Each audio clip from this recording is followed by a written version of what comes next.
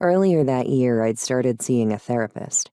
In one of our early sessions, which would end up being one of our last, she asked me questions about my weight, which led to questions about my diet, which forced me to list all the foods I liked, all of which were processed. At the end, she remarked with an air of wonder, "It's interesting. You eat like a poor person." I didn't quite know what she meant.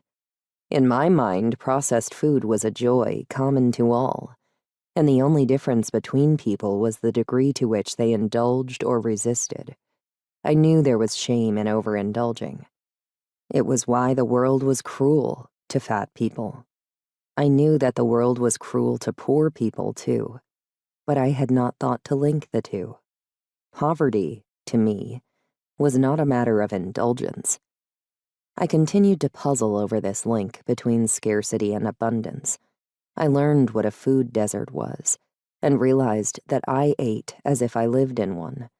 I learned that Congress was debating whether you should be able to buy soda with food stamps, that Los Angeles had banned the building of new fast food restaurants, but only in the poorest regions of the city, which sounded about as effective as banning a single brand of cigarettes from a single grocery store.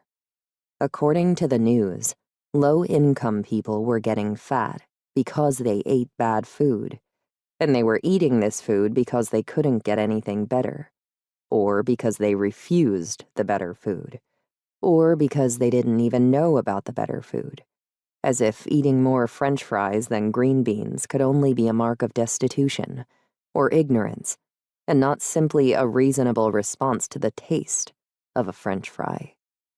I didn't doubt the role played by structural barriers, time, money, healthcare, but I also knew that I wanted for nothing and still ate this way.